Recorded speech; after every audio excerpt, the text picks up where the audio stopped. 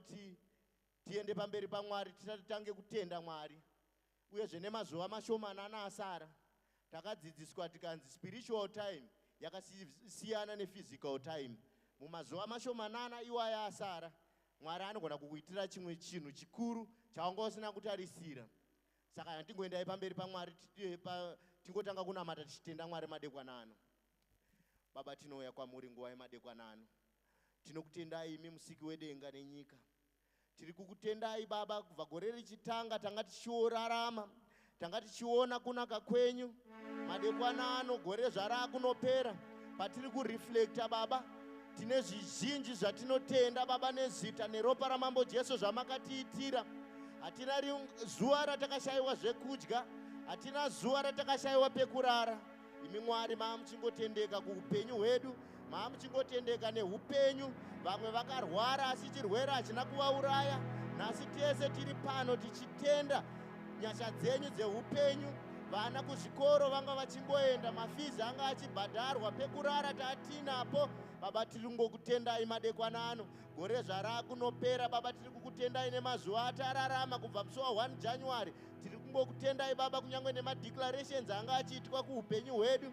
Tiri kungokutendai Baba nemaSundays atakauya pano mweya yedu ikasimudzirwa. Tiri kungokutendai Baba neshoko ratakadzidziswa kubva gore richitanga. Tiri kungokutendai Baba nezvizhinji zvanga zvichiitika kuupenyu hwedu. Baba, tinongoramba tichitenda. Uyezve pamazuva mashomanana asara tiri kungotenda kuti imi Mwari muchine mukana wekutiitira zvimwe zvikuru. Tiri kungotenda kuti pamazuva mashomanana asara iwaya egore rino pane rimwe suo rinogona kungovhurwa.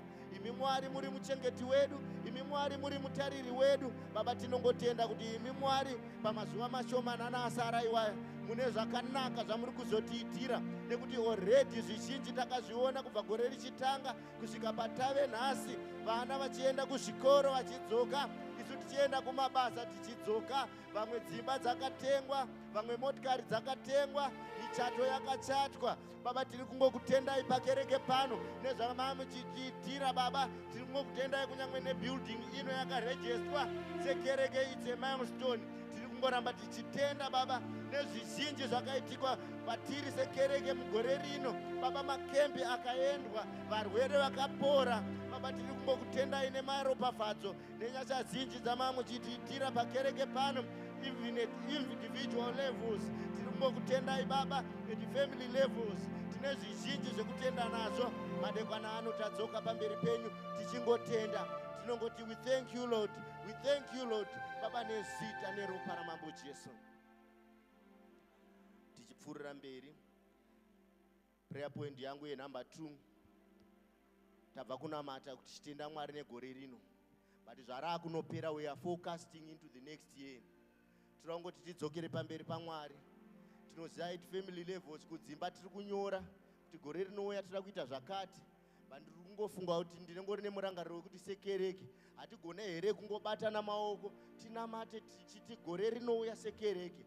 Mwari, tiri kutarisira growth, tiri kutarisira growth sekereke. Tine maareas akawanda sekereke ino atinogona kunamatira our numbers, kuti Mwari gore rino ra2025 chimbotiropafadzaiwo nemanumbers tisvike pa1000 mafinances ekereke muna 2025. So basically tiri kungoita a prayer yekunyora zvatiri kuita kana kungoudza Mwari kuti sekereke zvatiri kutarisira kuti Mwari pagore rinotevera tikudzei kunyange kutenda kwedu, kakunamatiro kedu, appetite yedu yekunamata.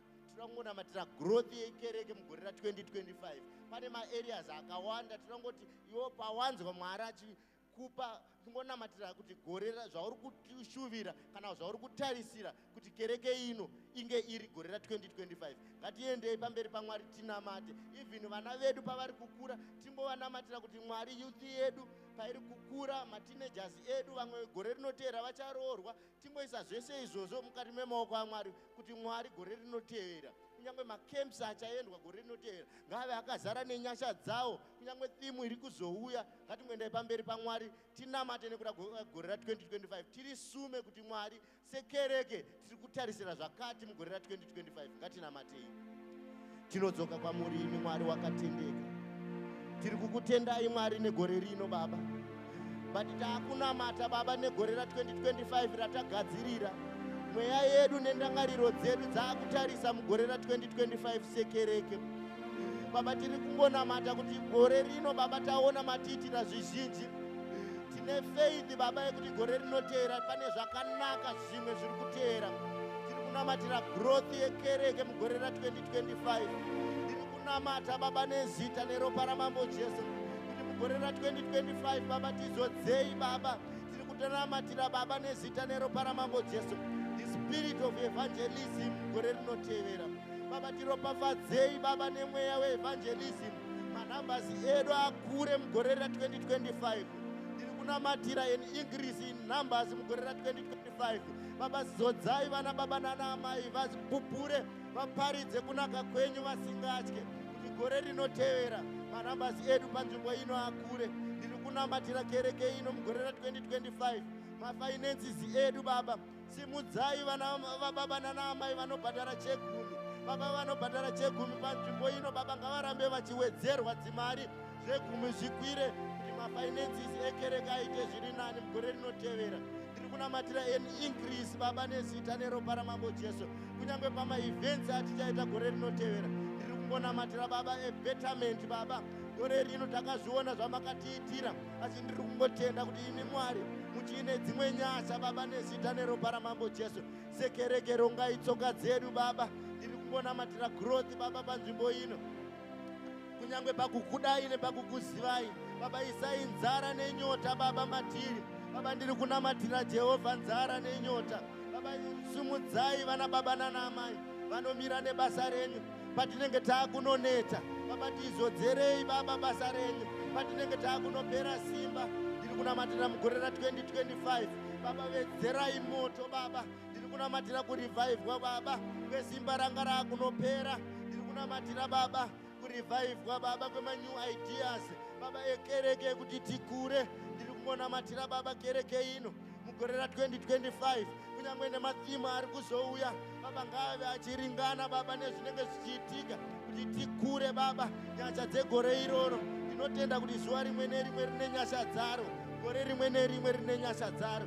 Tiri kunamatira nyasha dza2025 Baba. Ngadzitange Baba kutiloketa Baba mugore ra2025. Dzimba ngadzitengwe pakereke pano Baba. Ropafadzai vanhu mugore ra2025. Mabasa ngaapindwe, michato ngaichatwe Baba pakereke pano. Vana vedu pavari kukura tiri kunamatira Baba. Vana vakure vachikudai, vakure vachikuzivai Baba. Ndiri kunamatira vana baba nana amai panzvimbo ino mugore ra2025. Ngavaitirwe zvakanaka kudzimba, kumabasa kwavo ngavaitirwe zvakanaka. Tiri kereke inovimba nezita renyu madekwana ano Baba. Patiri kunamata tiri kungoti Jehovha mugore rinotevera ratatarisa Baba. Tiitireiwo zvakanaka. Vana vedu ngavaropafadzwe kuchikoro magore rinotevera. Vari kuenda kumauniversities manambers ngaawedzere Baba. Vari kutora madrivers license Baba ngavawedzerwe panzvimbo ino. Ndiri kungotaura growth Baba panzvimbo ino Baba in terms of finances Baba. Ndiri kungotaura growth in terms that we fellowship Baba. Tigonerei Baba kuchengeta Jehovha kunyange nevatsva vari kuzouya Baba. Tiisirei nyasha Baba nezita neropa raMambo Jesu kuti kana vanenge vatendeuka vauya tigogona Baba kuwadzana navo kuvachengeta Baba nezita neropa raMambo Jesu. Tinokupai mbiri, tinokutendai negore riri kuuya. Tinokupai mbiri, tinokuremekedzai muzita nemuropa raMambo Jesu. Next prayer point yangu tiri kungotenda Mwari kuti zuva ramangwana izuva reappreciation. Ndinoitirwa zvakanaka nemurume anonzi Cornelius. Ukaverenga Acts chapter 10 inotaura kuti murume uyu aipa zvipo. Pavhesi 4 inotaura ichiti zvipo zvako neminyengetero yako zvasvika pamberi paMwari. Ndinoda kungoti tingonamata nekuda kwezvipo zvedu zvatiri kuuya nazvo mangwana. Tingoti zvipo zvedu zvatiri kuuya nazvo mangwana ngazvisvike pamberi paMwari. Ngachive chipiriso chinonhuhwira. Chingotaurira chipo chako izwi kuti pachiri kuenda masuo ngaavhurike. Pauri kuendesa chipo chako ngachisvike pamberi paMwari. Cornelius aipa vanhu asi zviri kunzi chasvika pamberi paMwari. nesu mangwana chipo chedu tirungoti ngachisvike pamberi paMwari. Ngotaurira izwi chipo chako tinamate. Baba, ndinokutendai nekuda kwezuva ramangwana, zuva reappreciation, patiri kuuya nezvipo tichitenda Baba basa ramuri kuita kuupenyu hwedu kuburikidza nevaranda vari muguta. Madekwana ano ndiri kungonamata Mwari. Baba, vatiri kuuya nezvipo zvedu Baba, chitiitireiwo nyasha Baba kuburikidza nezvipo zvedu. Baba, masuo ngaazaruke Baba kuburikidza nezvipo zvedu. Baba, rangariraiwo zvipo zvedu zvatiri kuuya nazvo paaritari yenyu. Tinotenda kuti aritari ino yakazara nepurezensi yenyu. Baba, kana taunza chipo chedu chatinotenda ndechekuti imi Mwari hamutifuratire. Baba, makati tiedzei muone ndikasazarura masuo Baba. Mazvipo zvedu Baba, tiitireiwo nyasha. Masuo ngaazarure kuupenyu hwedu Baba kuburikidza nezvipo zvatiri kuuya nazvo. Tirwireiwo hondo dzedu. Tine dzimwe hondo dzemakore, tine dzimwe hondo dzinorwa nemazita, dzimwe dzinoteera rudzi, dzimwe dzinoteera ropa, dzimwe hatidzizive Baba. Asi tiri kungoti Baba, patauya Baba nezvipo zvedu paaritari yedu Baba, tiitireiwo nyasha Baba, tirangarireiwo Baba, tiitireiwo nyasha upenyu hwedu Baba kuburikidza nezvipo zvedu Baba. Masuo ngaazaruke, vanorwara ngavapore, vasina mabasa ngavawane, zvekudya ngazvisapere mumatura edu, rufaro ngarusapere kudzimba dzedu, vana vedu ngavaite zvikuru, masuo ngaazaruke Baba munyika ino yatiri Baba kuburikidza nezvipo zvedu Baba. Tirangarirei Baba, tiri kungokutendai Baba nezuva ramangwana, patiri kuzviita tichifara, patiri kuzviita tisingagombedzerwi, patiri kuzviita nemwoyo unoda Baba. Tirangarireiwo Baba, zvimwe zvishoma Baba, asi tiri kungoti Baba tazviita nekurevesa, tazviita Baba nemwoyo unoda Baba. Tizarurireiwo masuo Baba, rangariraiwo mhuri dzedu, rangariraiwo vana vedu, mamerejisi edu, utano hwedu. Vamwe vanorwara ngavaporetswe, vamwe vane zvirwere zvine mazita nezvisina ngavasangane nemi. Tiri kunamatira Baba nyasha dzenyu Baba, ngadzitirokete kumabasa kwedu. Vamwe vane makambanisi Baba, ngavarangarire kuburikidza nezvipo zvavaudza maota. Tatinotenda ndeyekuti imi Mwari hamusi Mwari anodya chevanhu akaramba akadaro, hamusi Mwari anorozva vanhu. Kana tagumai tinotenda tadyara, uyezve kana tadyara mbeu dzedu dzinokura, zvatadyara zvinorarama, zvinoita zvibereko zvakawanda 100-fold Baba. Nezita neropa raMambo Jesu tinokupai mbiti, tinokuremekedzai. Zita renyu ngarikudzwe muzita nemuropa raMambo Jesu. Ndichingopedza, ngatingoitai 1 minute yekungonamata kuti Mwari zvatauya ngatisadzokerese semawiri ataita. Mweya Mutsvene ngaatipfeke zvisiri panzvimbo zvikuenda panzvimbo. Masituations edu ngatidzokera achinjwa, ngatinamatei. Baba, tinokutendai, tauya pamberi penyu, tauya kuzonzwa kutaura kwenyu Baba. Pari kuuya shoko Baba, pari kuburuka shoko renyu Baba, ngari adrese zvisiri panzvimbo kuupenyu hwedu Baba. Pari kuburuka shoko renyu Baba, ngari adrese nyaya dzedu dzisiri panzvimbo. Madekwana ano Baba, ndiri kutaura eternal round. Madekwana ano Baba, kana todzokera tidzokere tapfekwa nesimba, simba rekuita zvinhu, simba rinotigonesa, the enabling power. Tidzokere takundirwa hondo dzedu. Madekwana ano tauya kuzosangana nemi Baba, sanganaiwo nesu, taurai kukereke patiri kurumbidza Baba. Rumbidzo dzedu ngadzive chipiriso chinonhuhwira pamberi penyu Baba, nezita neropa raMambo Jesu. Sanganaiwo nekereke Baba, tauya kuzonzwa kutaura kwenyu, tauraiwo nesu, adresai nyaya dzedu, tauya kuzomudziridzwa, mudziridzaiwo zvakafa zveupenyu hwedu. Tauya Baba kuzovandudzwa, enlarge us Baba, tauya kuzoestablishwa, establish us Baba. Tatinotenda mukasiestablisha, hapana chinouraya chamadyara imi Mwari Baba. Tiri kutenda Baba, tauya kuzonzwa kutaura kwenyu, tidzokere tanwa padzimera upenyu, tidzokere taitirwa zvakanaka muzita nemuropa raMambo Jesu. Tinokupai mbiri, tinokudzai, zita renyu ngarikudzwe madekwana ano. Mbiri nokudzwa tozodzosera kwamuri, imi muridzi webasa. Taungana muzita renyu, taunganira imi, mazita evanhu aderedzwe, asi renyu rikudzwe pamusoro pemazita ose, muzita nemuropa raMambo Jesu.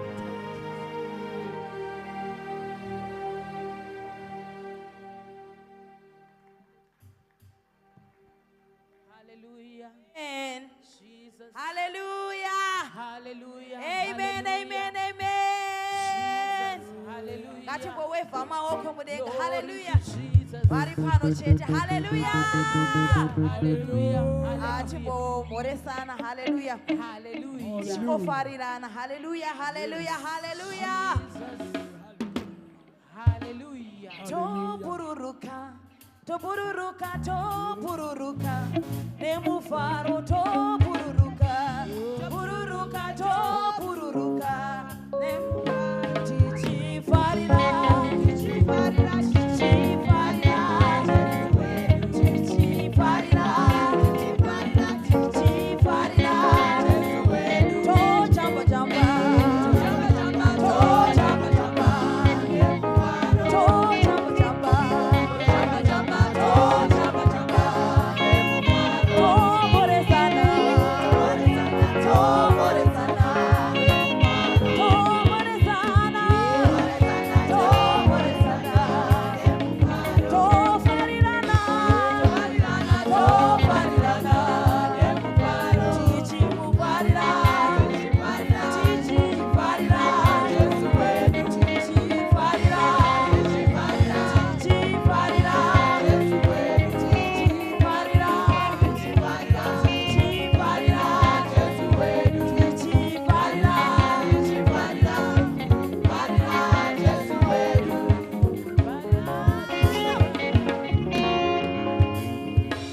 Hallelujah. Dayasiri Jesu wakandiona tiani waisonduona Dairisiri rapa nakandiona tiani waisonduona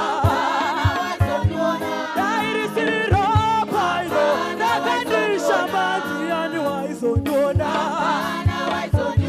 Nandina isonduona waisonduona tiani waisonduona Daisirinyasa nakandiona tiani waisonduona Daisirinyasa nakandiona tiani waisonduona Baba maibonduona Baba maibonduona Sisi amaibonduona Tete amaibonduona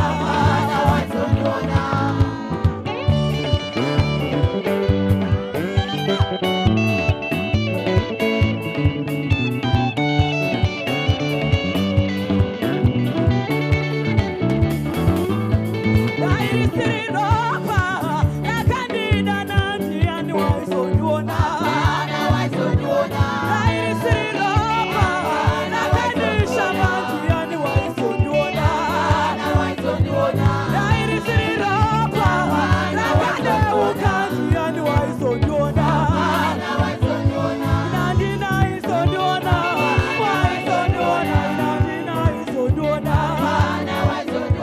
Nandina isonduona waisonduona Nandina isonduona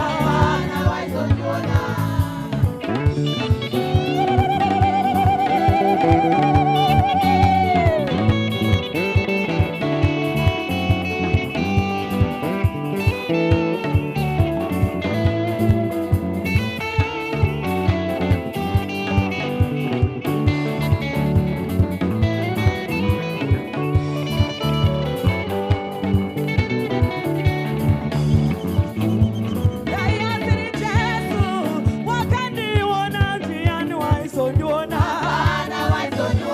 Dayasiri Jesu wakandidona njiani waisonduona Daisirinyasa nakakudana njiani waisokuona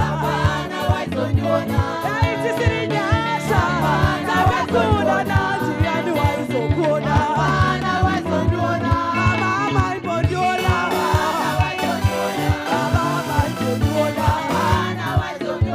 Tete maibonduona Sisi maibonduona Samira Jesu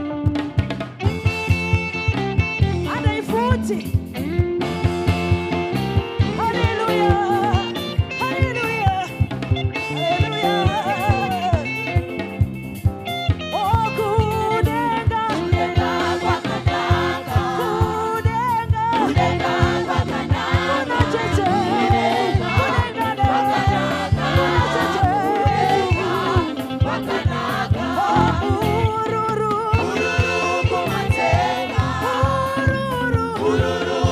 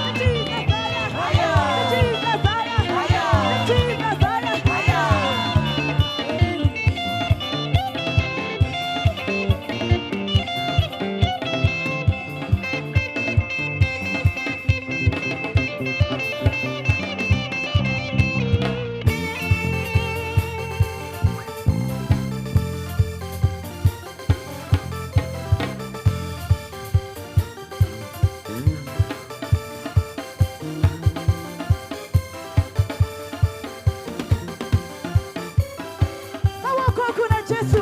Maoko kuna Jesu. Maoko kuna Jesu. Maoko kuna Jesu. Maoko kuna Jesu. Arita bururu kuna Jesu.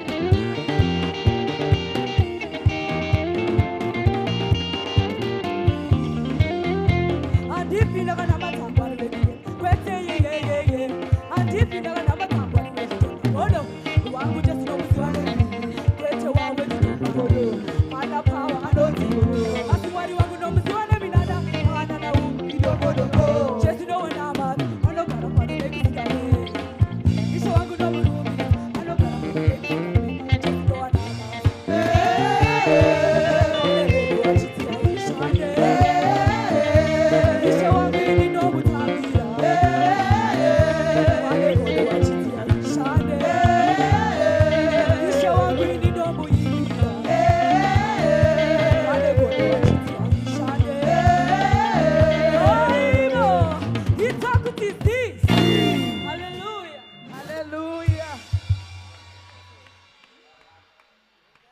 Hallelujah, hallelujah, hallelujah. Hallelujah. Regaindi no mate warumekani. Wanaona simbarake. Dati regaindi no mate wakomana. Wanaona simbarake. Dati regaindi no mate wanamaye. Wanaona simbarake.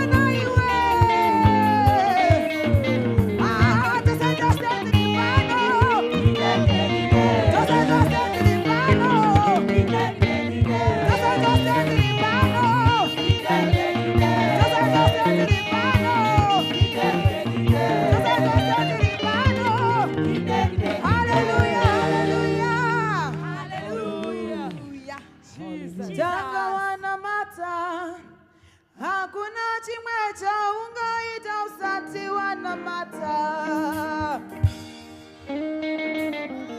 tanga wanamata, hakuna chimwe cha ungaita usati wanamata, iwe mayango wanamata, iwe hakuna chimwe cha ungaita usati wanamata, iwe mayango wanamata, usane hakuna chimwe cha ungaita usati wanamata, iwe mayango iwe wanamata, hakuna chimwe cha ungaita usati wanamata. Oh, kana uchida kufamba na Jesu. Oh, usaneta. Usati wanamata. Oh, kana uchida kufamba na Jesu. Usaneta. Oh, kana uchida utano.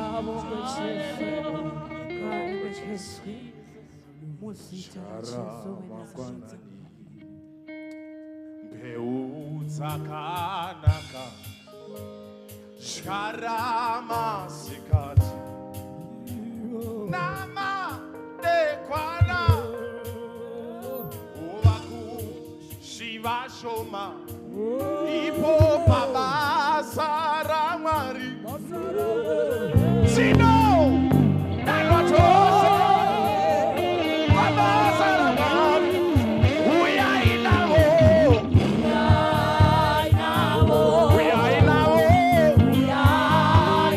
Oh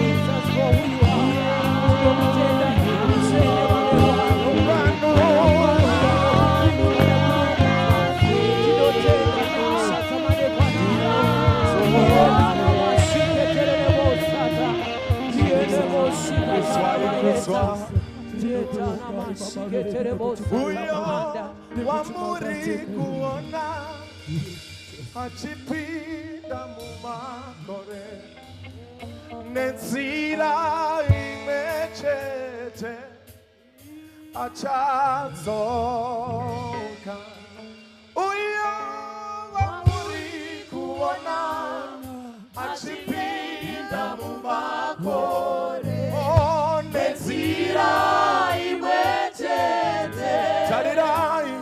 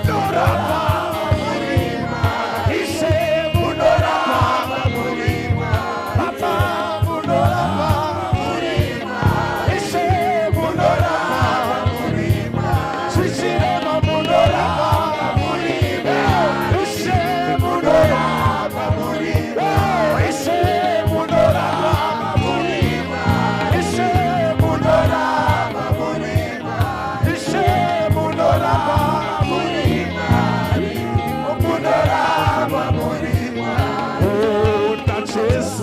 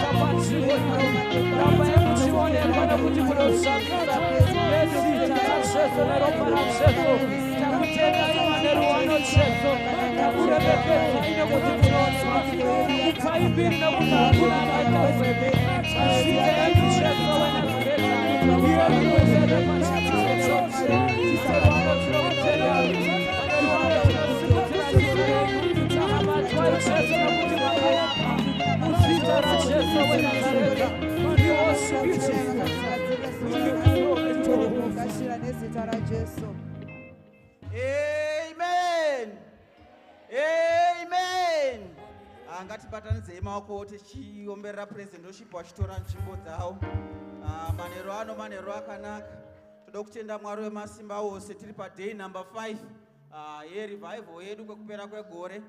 Matiri kumutsidzirwa, matiri kurevhaivhwa. Toda kutenda Mwari zvikuru sei neshoko rakaburuka panzvimbo ino. Takamira kudaro totingosvika patinogamuchira iye atiunza pano, Ishe wemadzishe, Mambo wemadzimambo, muzita raJesu. Amen. Muzita raJesu. Amen.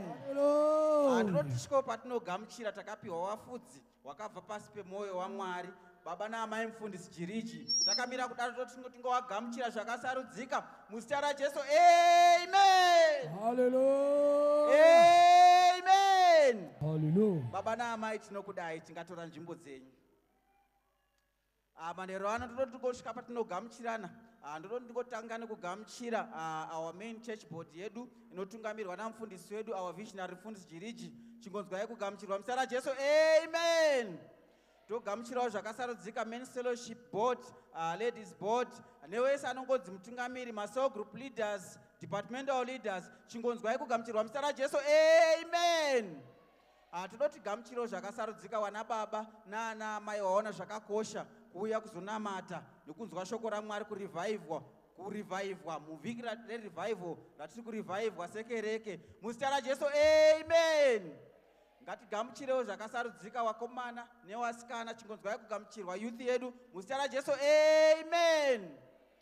Togamuchirawo mateenagers nesunday school yedu, vana wedu watakapiwa naMwari. Chingonzwai kugamuchirwa mateenagers nesunday school muzita raJesu. Amen.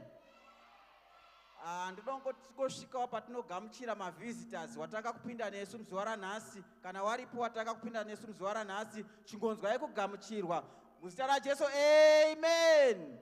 Mavisitors edu mangwana mudzoke, mangwana tichanga tichifara tichipembera. It's a big Sunday mangwana. Toda kuti muzouya tozokugamuchirai zvakasarudzika the Roadport way. Ndinoti tingosvika patinogamuchira zvakare wari kutiona wari pamasocial media, paonline, Facebook, YouTube. Chingonzwai kugamuchirwa muzita raJesu. Amen. Ndinoti tingosvikawo pandinogamuchira mhuri yandakapiwa naMwari.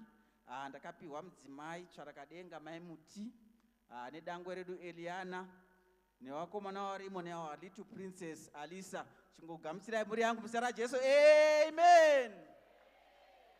Manheru ano ndingori nema-items 2. Tichangotanga neprincess cell group. Princess cell group yechipedza North of Ondekas mobva matewera. So chingouya in that order. Mongoti gaga. Princess cell group. Kana zve wekuti tikusha tinotenda tapiwa mumwemuka nazve wekuti timunamate kwanazve wekuti timunamate mumwemuka nazve wekuti timunamate.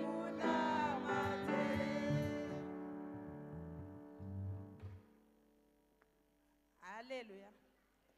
Toda kungoimbirawo Jesu. Mwari wangu bateiwo ruoko, Mwari wangu bateiwo ruoko, Mwari wangu bateiwo ruoko,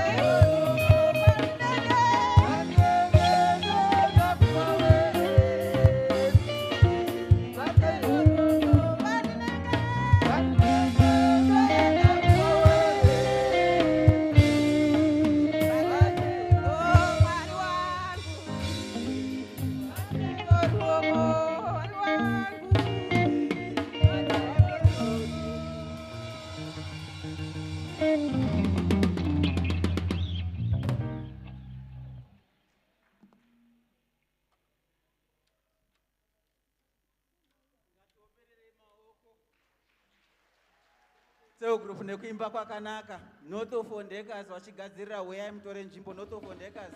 Muchaona sununguro ya Jehova nyararai. Nyararai. Tati muchaona sununguro ya Jehova nyararai. Nyararai. Muchaona sununguro ya Jehova nyararai. Nyararai. Bye-bye, bye-bye, bye-bye. Bye-bye, Chipita. Bye-bye, bye-bye. Tae. Hello, Kenani. Kenani. Everybody say tapinda, tapinda. Tapinda, tapinda. Tapinda, tapinda.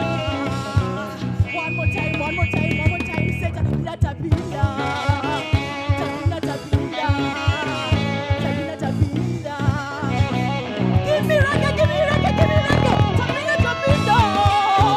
Tapinda, tapinda. Tapinda, tapinda. Tapinda, tapinda. Tapinda, tapinda. Tapinda, tapinda.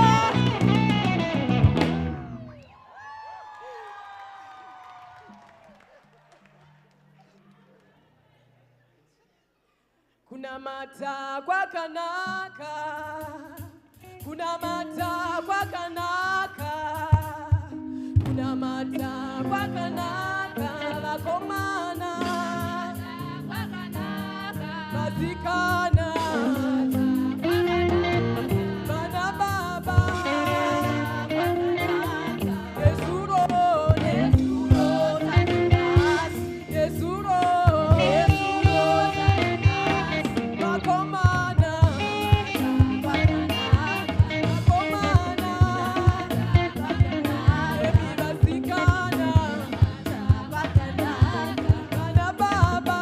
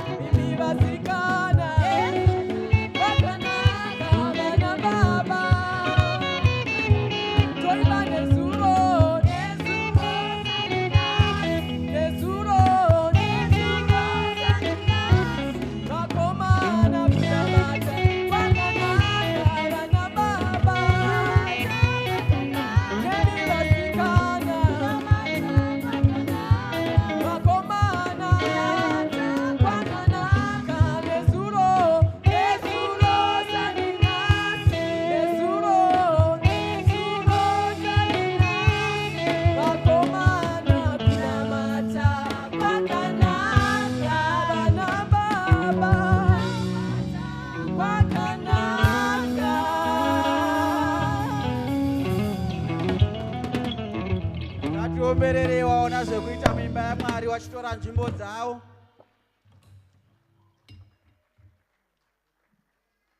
Ngativaomberere kusvika vagara pasi. Toda kutenda Princess Cell Group neNorth of Ondecas waona zvekuita muimba yaMwari. Tiri paday number 5 yerevival yedu matiri kumutsidzirwa. Mangwana it will be our big Sunday. Ndanga ndichizvifunga patamboita kanzwisa kedance up. My little princess Alisa anga achimbondidzidzisa mamove. Muchaona mamove handichauya nawo mangwana. Saka kana uchida kuona mamove, just come here prepared mangwana. Tinonga tichifara tichiappreciate our visionary baba naamai mufundisi Jiriji. Inini contract yangu yaperera pano. Zvinonzi mvura yasvika kwa mvura yasvika chi? Munozviziva handiti? Takamira tose ndichangokumbira mufundisi wedu wa visionary wauye wachizotora nzvimbo yawo nenguva yekuzara kwayo.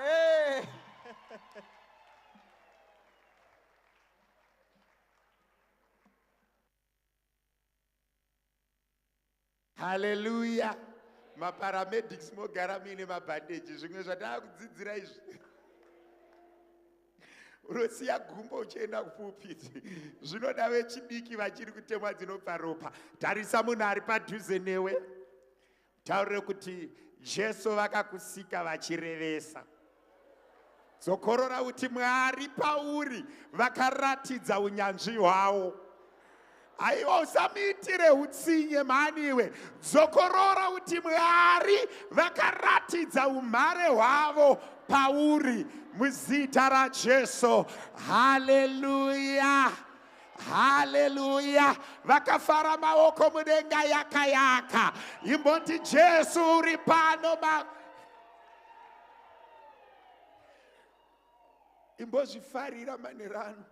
Uti zvakaringana zvakanakira moyo wangu kurumbidza Jehovha pamazuva angu ekurarama muzita raJesu. Hallelujah. Muzita raJesu. Hallelujah. Togona kudarika ipapo kekupedzisira timbosvota mamhepo nemadhimoni muzita raJesu. Hallelujah.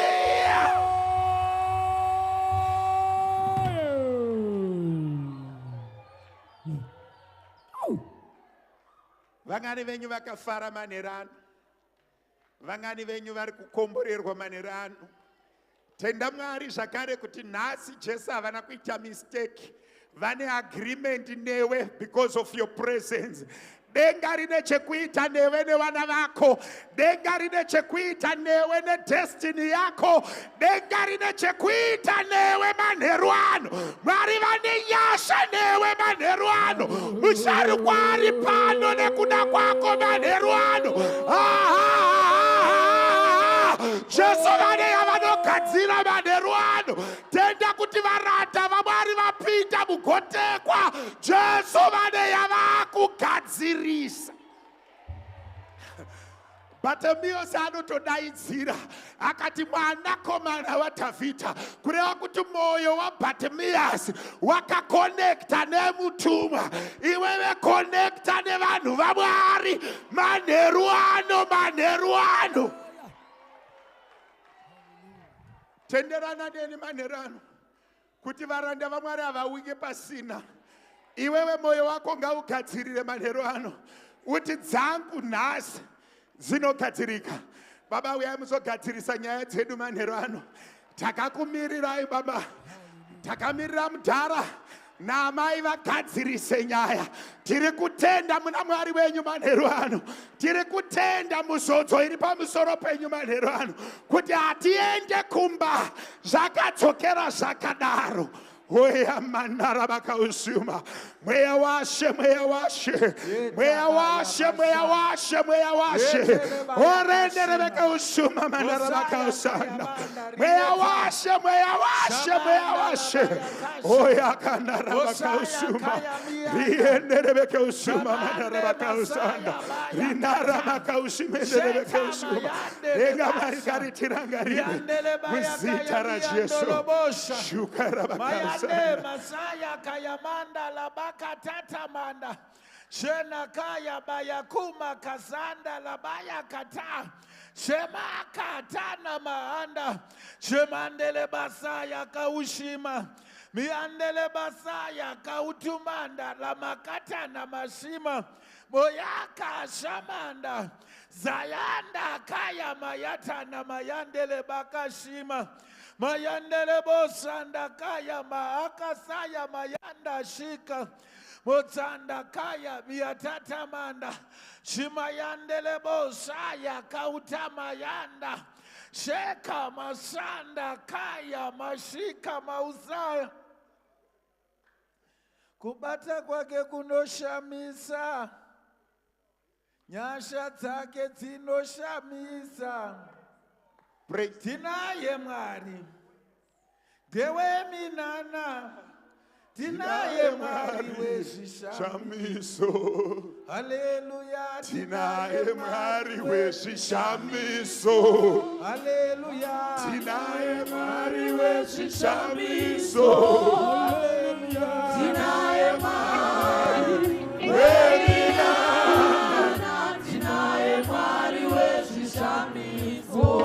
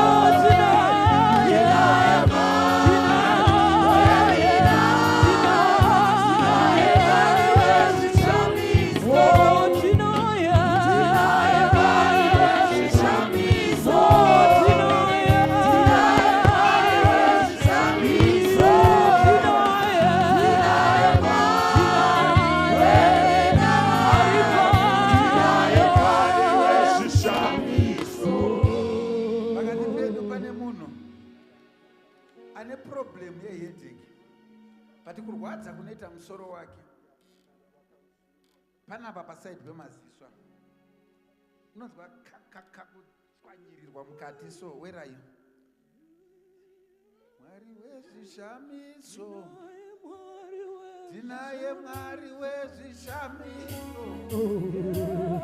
tinaye Mwari weminana tinaye Mwari wezvishamiso Tinaye Mwari wezvishamiso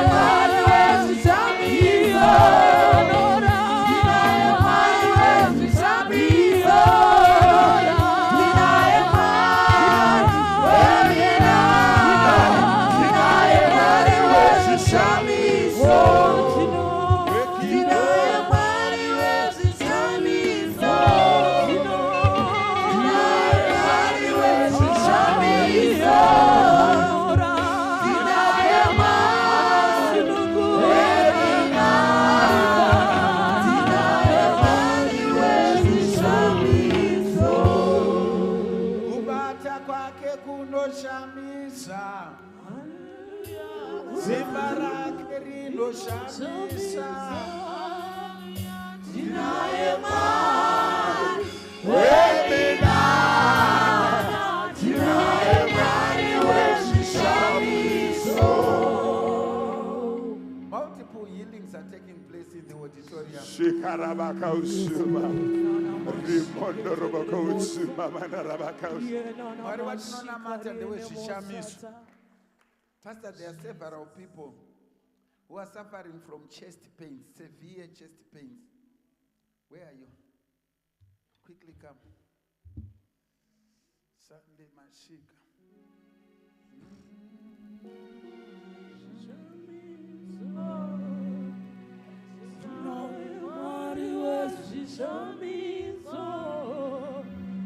Tinaye Mwari wezvishamiso. Tinaye Mwari weminara, tinaye Mwari wezvishamiso. Tinaye Mwari wezvishamiso. Tinaye Mwari wezvishamiso. Tinaye Mwari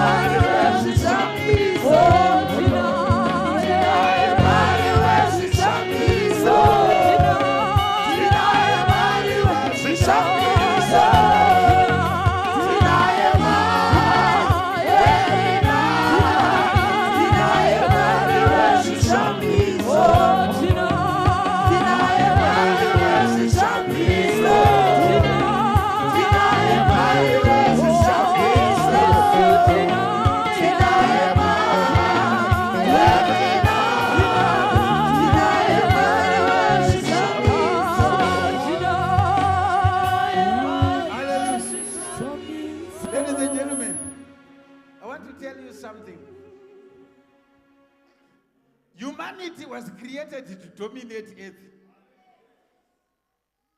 That's why when Jesus was teaching us to pray, he said, when you pray, say, thy will be done on earth as it is in heaven. So this is what happens. There is a you who has got a heavenly definition. And then there is a you who has got an earthly definition.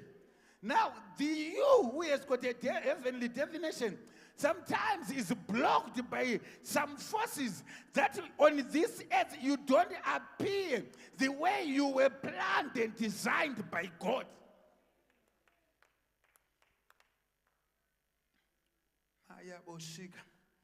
So what we are just doing tonight is just connecting people to their original designs.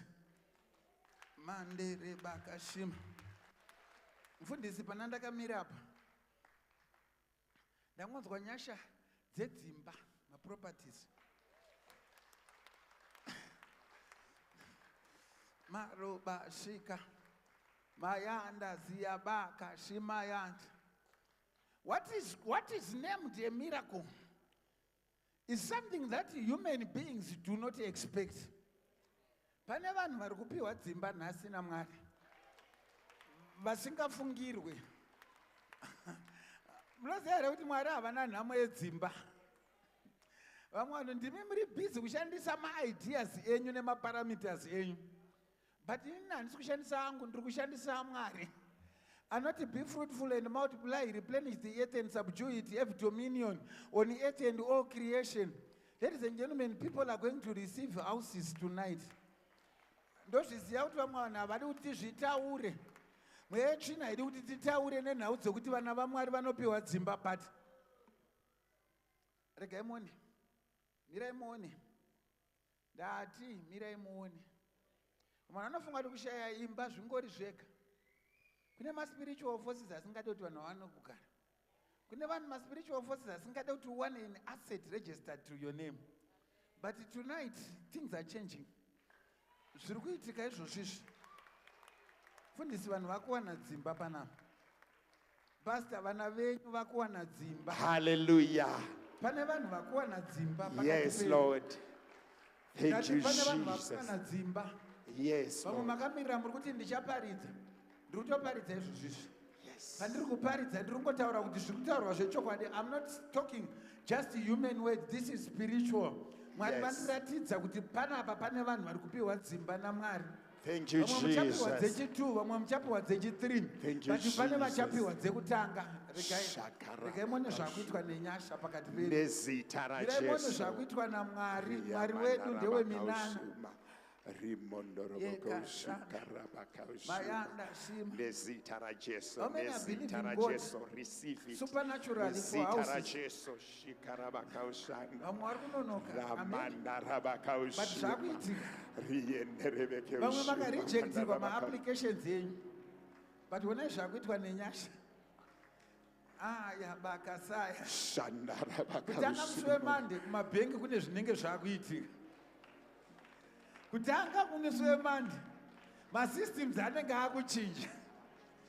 Our voices are more powerful than the human systems set by human governments. Ndati pano pakupiwa vanhu dzimba.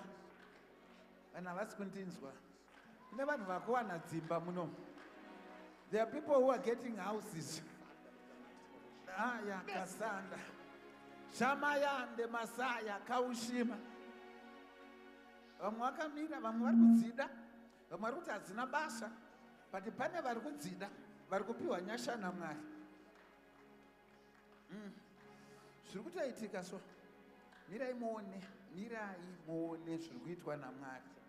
Vamwe vakawana dzimwe, mumwe akamira akangotarisa. Ari kungoti ndo zvavo. Muzita raMambo Jesu. The mighty name of Jesus Christ of Nazareth. Aya bakasande, rebakashika mausai. Yenda mayatata manda, rabakashima.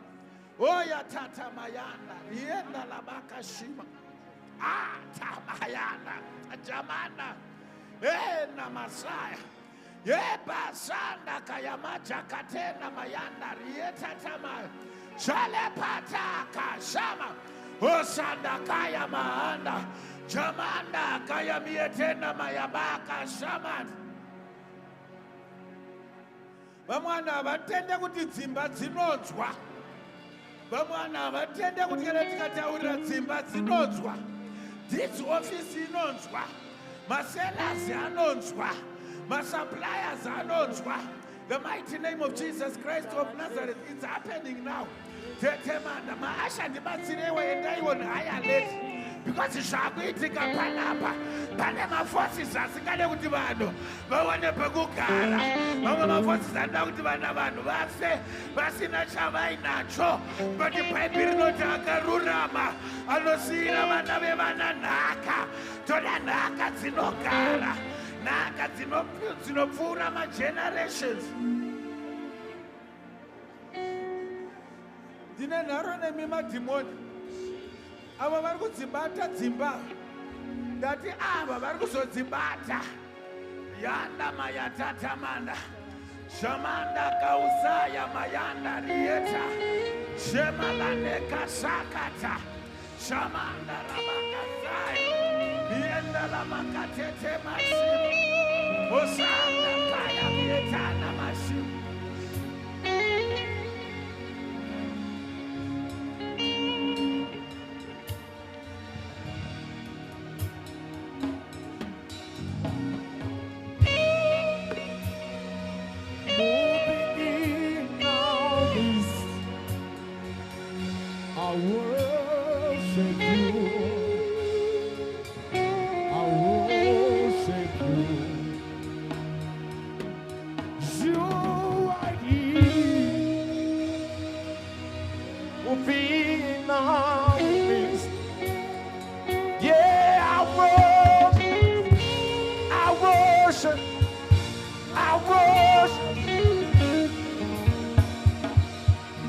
You are here, moving in this place. I worship you, Lord. I worship you. You are here, moving in our midst. Yeah. I worship you, I worship you, I worship you. You are here, moving this place. I worship you, I worship you. You are here.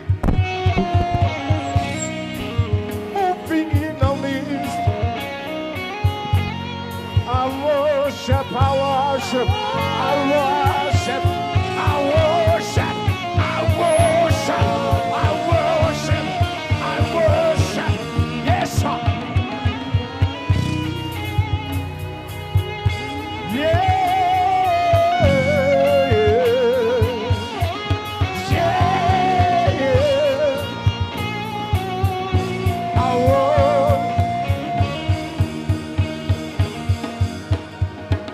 say, wait, miracle, promise keeper. My God, way make, say, promise keeper, light in the dark. My God,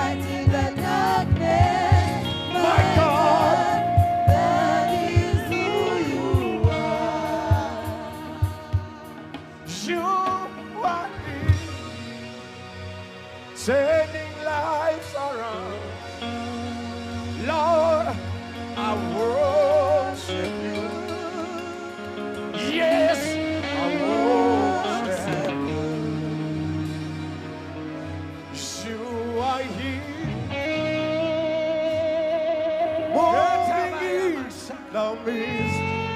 Esha. I worship you. Yes, I worship you. Somebody say, Waymaker, say, Waymaker, miracle, miracle worker, promise, keeper, light, the darkness, light in the dark.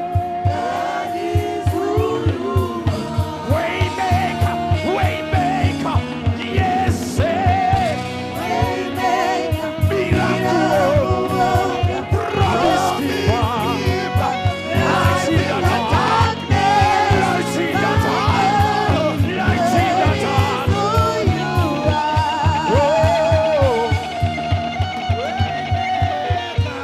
Waymaker, Hallelujah. There's so much of the power of God moving in our midst.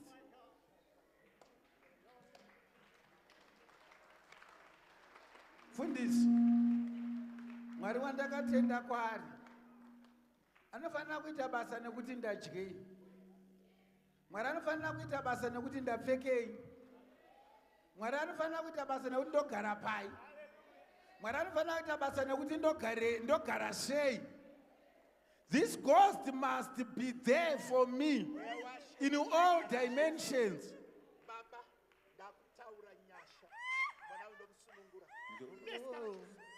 Rambira ipapo ndechetenda koga vamwe handizive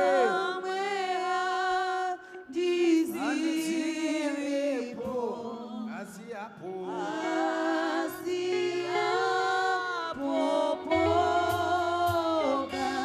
ipapo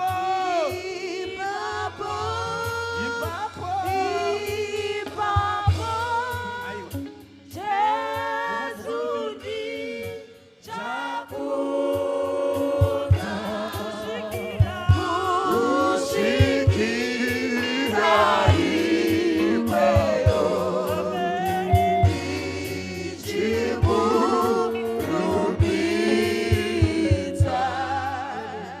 tenge tiri kusanganisa machunzi tiri kuda iri fast saka tikaita chikurumidza zvinotiitira musha but tinoda kuti nekuda kwenguva yedu pane vanhu mufundisi vakadiagnoswa Fundisi ngatiite basa rashi, ngatishande.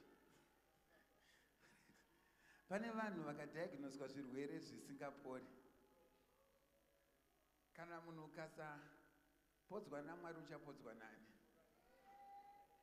Katoona dokta ati hachirapike, chakutongoda Jesu. The only solution to leprosy in the Bible was the power of God. Take a shika. Ramana rabakaushimo. Bakashima. Riana rabakaushine rebeke ushanda. Hallelujah. Yes. One of our founding leaders, Pachechi Panapa, akastroke. And then I was called. Ndastrika ndandasikowa narwoko rwakastroke ndorwakaida kundirova nechibhakeri. Then I commanded that spirit. I realized that the devil wanted to use that hand for himself. Hallelujah. Today, there are healings that are taking place. Ona zvinoitwa naMwari. Mwari wedu anorapa vanorwadziwa. Maya Raka rabakaushimo. healings are taking place now. Mwari ava vanorapa vanhu. Cancer dzinodzwa idzi.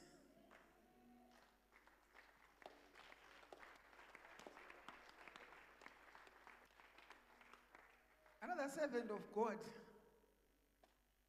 akanga diagnosed with cancer. I've just been talking to recently. 15 years. Mwari vamurapa.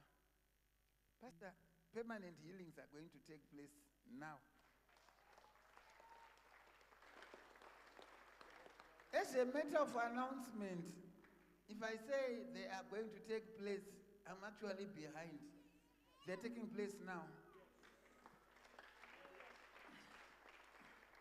Yes, someone has just been healed of a kidneys ailment. Izvozvi pane munhu arapwa makidneys naJesu. Mwari varapa mumwe munhu makidneys nhasi.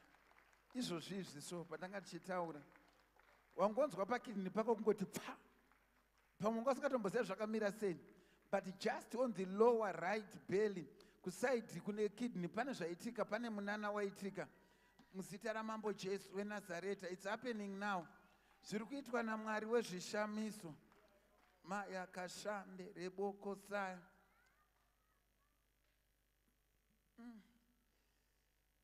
Yes. Vanhu vari kupora.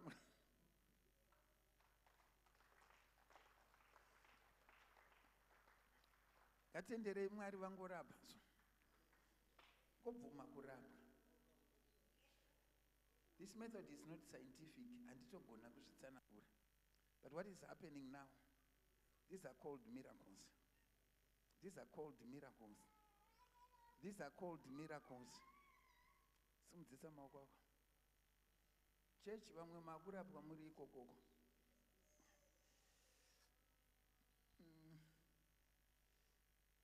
There's a spirit that is leaving this auditorium. It's a spirit of stroke. Stroke wakuyenda. Demoni restroke. Wakuyenda izvozvi. Wakuyenda nezita raJesu. Wakuyenda auchambata. Auchambombata.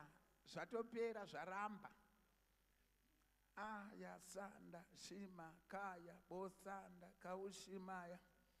Relebaya kaushima.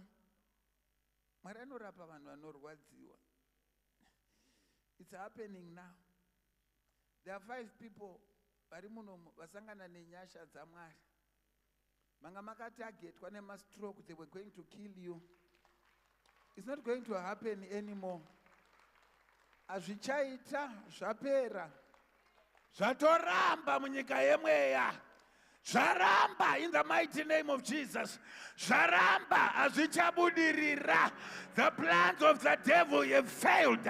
Nezita ramambo Jesu weNazareta, hauchagona kuvatonga, hauchagona kuvabata. The power of the Holy Ghost. Yatamanda labayaka shanda labayakata. Shamanda kaya masaya. Repeta ya mashamanda.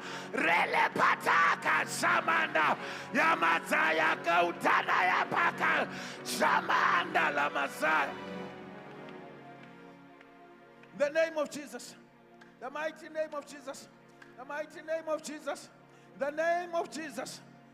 Mayandele boya makashina kaya bosa. Aya bosa nakaya mayatete mayan. Dioni Panesamba Futi Vofukama Diete Suzoshamiza Diema Oe Kunenga Ofuga Mapari Utuni Sitiwari Dia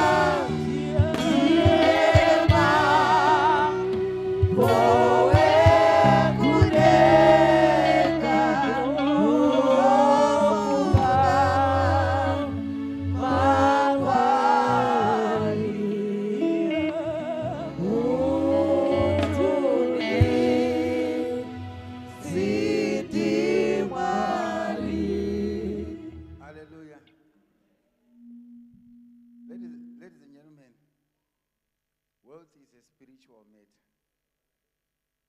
Hallelujah. Wealth is a spiritual matter.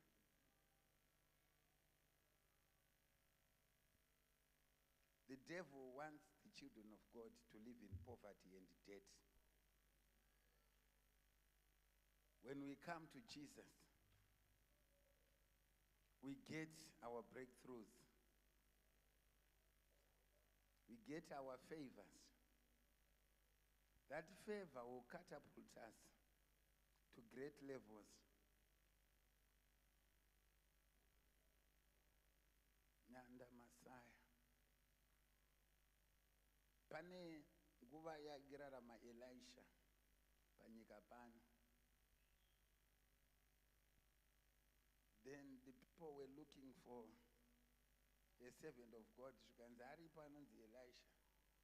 Zvaanotaura zvinoitika. Ndauya pano kuzotaura zvinoitika.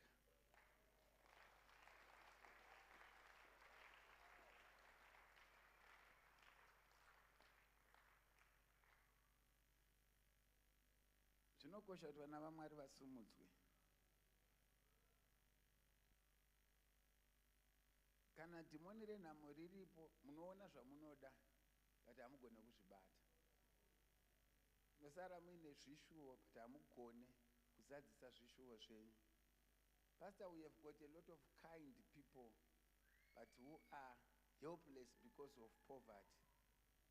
Anenge ane moyo wakanaka, zvekuti musi waanowana mari, anokuvakira orphanage, anokuendesera varombo thousands to school, anovaka mahospital, but madhimoni anokuvharira. Satani anoziva nyika yemweya umu, vana vaMwari vazhinji vanozivikanwa nemadhimoni, what God has favored them with. But the demons, they block those gifts, they block that wealth. If I was going to preach today, munhu waMwari, handichaparidza ndatopedza vamwe vari kutya kuti pamwe fundisi vachaparidza tichazoenda kumba rini. Zvandatotaura izvozvo ndiri kutenda kuti imharidzo yakakwana. But I was going to speak about dismantling of invisible walls. There are walls that cover lives of people to the extent that you will live, but favor cannot get to you.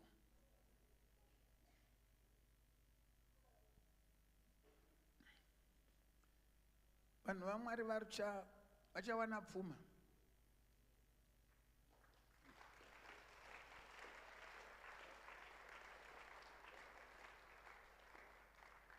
I've seen a lot of people commenting about other people's wealth.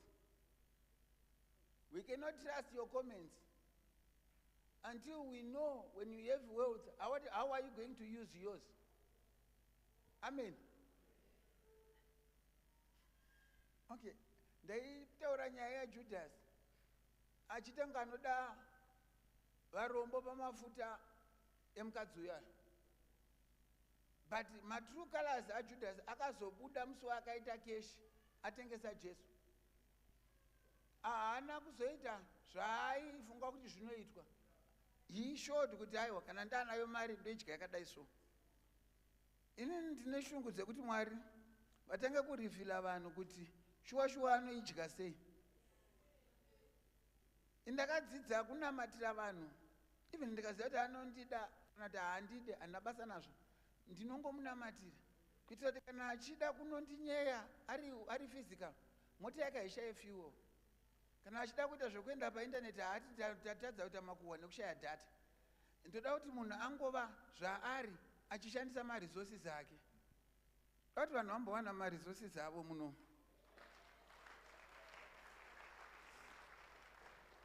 My God.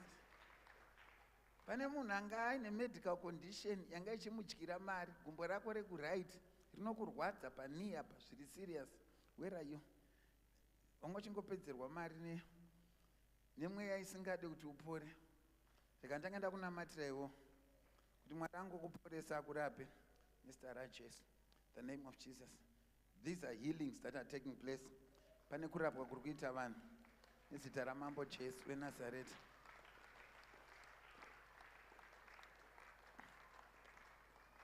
There's something happening. Mumwe ane gumbo reku-right.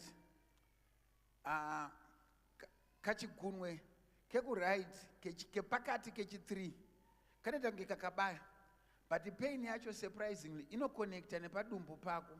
Where are you? Surprisingly unonzwa gumbo reku-right richikubaya, but pain yacho unoinzwa futi itange pane connection nedumbu. Where are you? I want to pray for you. I just want to pray so that zita raJesu zvapera izvozvo izvi zvatopera. Now mfundisi, regai vana vapfuma nhama haina chayakanaka. Vana ava ngavasumudzwe naMwari. Nhama haina chayakanaka. You have been treated as a second-class citizen, but now it's coming to an abrupt end. Zita ramambo Jesu. You have been treated in a wrong way. Vana vaMwari regai ndikuudzei, wealth is spiritual. Pane vanhu vachasumudzwa naMwari. You're also going to notice something. You're also going to notice something. Pane madhimoni asingatomboda kuti ubate zvako. But they are powerless. Vana vaMwari vakuzobata pfuma dzavo. Muno.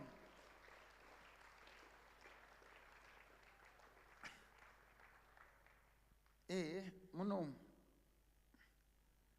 Favor yaMwari zvainoita inotanga kunhonga vanhu vamanga musingafungiri. Wotanga kupiwa mazano anotyisa anovhundutsa. Mukufamba kwayo yotanga kukutakura ichikuendesa kwanga usingafungiri. Church, are you ready? Ndiri kukumbira hanzvadzi yangu mukoma munin'ina, kana uchinge wasumudzwa naMwari usazodada, but zvakuda kuitika. Usazovhairira vanhu nekuti Mwari vanoda vanhu, saka usazovadadira. Yeah, it's happening now. Handiti nhasi ndokupera kwaNovember. Takupinda muna December. Month yatakupinda yakazara nefefa.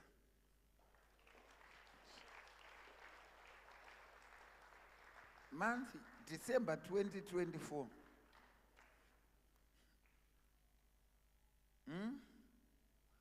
12/24. Mayande ebakashima.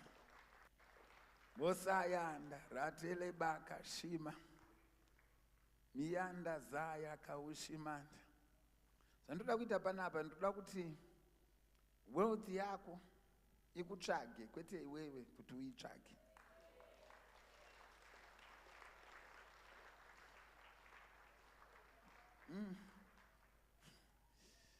Uzati pamafoni apa panopinda minana. Pama-emails apa panopinda minana. Pama-home addresses panopinda munana. Dabaya nashika ya bosa. Daya mayanda shima yando. Ziyandere baka shima. It's happening now. Mwari ari kusumudza vanhu panapa. Vamwe vanhu kure kwamanga makagadzirwa naMwari, manga musati mambokuona. Yes, Lord. What no eye has seen, what no ear has heard, that which has never entered the hearts of men, is what God has in store. Father, in the name of Jesus, I'm connecting them to their true destinies. Kwete madestiny enganga, kwete madestiny evaroni, kwete madestiny emamhepo, kwete madestiny emashavi. Ngazviitwe mweya mutsvene, malabashikaya. Hosanda kayamia tata manda rabaka shima. Chains of poverty break now. In the name of Jesus, chains of poverty break. I'm commanding you now. You are breaking.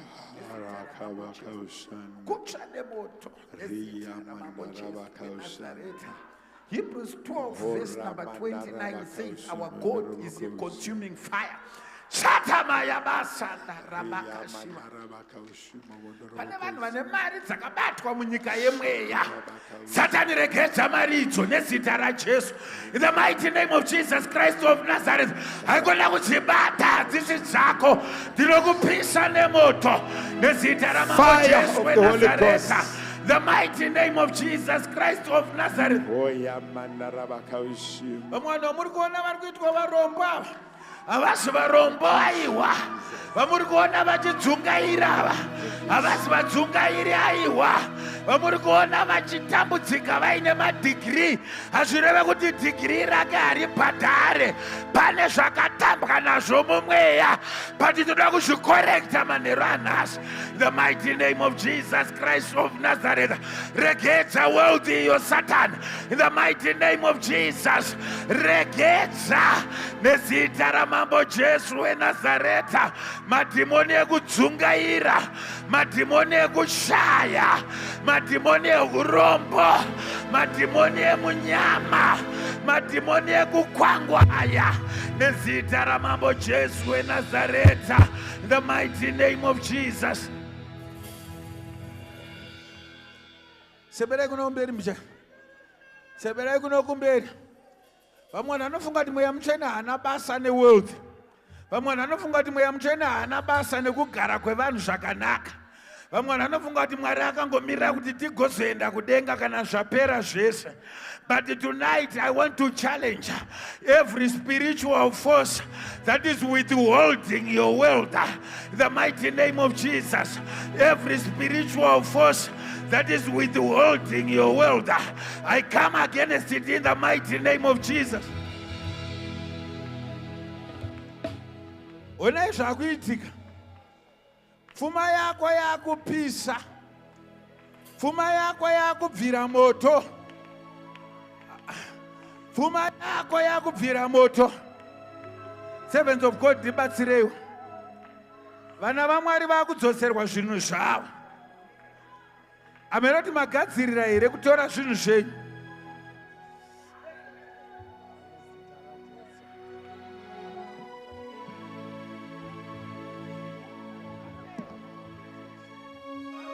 Kudai uyaine pano sino kudai uyaine pano sino kudai uyaine pano uyaine pano sino kudai uyaine pano sino kudai uyaine pano sino kudai uyaine pano uyaine pano vamwe vanorwara uyaine pano vamwe vanorwara uyaine pano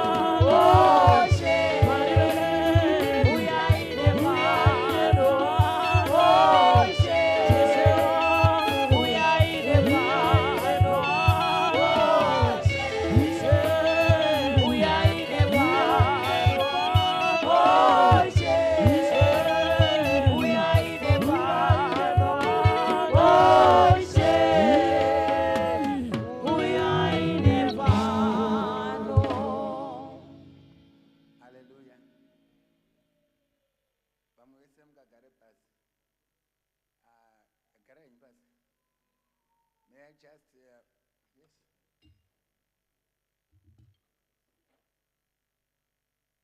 My God. There are two people, maybe two categories of people that I want to quickly pray for. The first one, pane munhu ari kuita growth mudumbu make on the left hand side. You sense there is a strange growth iri kutanga ipapo mudumbu mako on the left hand side. You are sensing a growth. Please, I want to pray for you. Then there is someone and a problem in the right eye. The right eye, it's growing weaker and weaker and weaker. But zvarinoita kukucheka so like across kurwadza kwaro ziso racho harichanyatsokuona ndere kuright but inokurwadza across. Those are the two miracles that toda kuti tingo experience. And then kana tapedza then we go to our next phase. Sebera yenyu kunoku don't kneel down pa edge pe pulpit. Reason ndeyekuti hatizive zvinoitwa naMwari. Imwe nguva Mwari simba ravo rinokubata, pamwe Mwari angada kukupa in operation. Saka kana zvikaitika kuti unowira kusiriko, pamwe pachoni hazvizi necessary. We just believe in a God of miracles. And marapiro avo hakusi kupunza vanhu. Marapiro avo kuita zvavanoda. But pamwe pacho zvavanoda zvacho zvinogona kuita kuti vade kuti munhu ange ari pasi zviri kwavari. Amen. So we just want to release blessings. Growth yakufa nezita raJesu. It's dying now. The mighty name of Jesus. Speaking a miracle now. Another miracle in the name of Jesus. And another one. The mighty name of Jesus. Panimwe munana futi. Nezita raJesu. Munana. Nezita ramambo Jesu. The mighty name of Jesus Christ of Nazareth. Miracles in the mighty name of Jesus. The mighty name of Jesus. Zita ramambo Jesu. Zita raishe Jesu. Inana ya Mwari. Mzita ra Jesu. Amen. Hallelujah. Amen. So this is what we are doing. And it is we are in the weekend of appreciating the servants of God. Panasiri kuzviziva here. I sensed something mufundisi. Pananga ndinamatira vanhu through you, chairperson. Tanzwa kuti Mwari kuda kuitira vanhu vakawanda minana panapa. Favor haitengeswe yaMwari. Amen. Anointing haitengeswe. Hatibhadharise kunamatira vanhu. But kune vanhu vari kupiwa grace yekungomutswa kuenda extra mile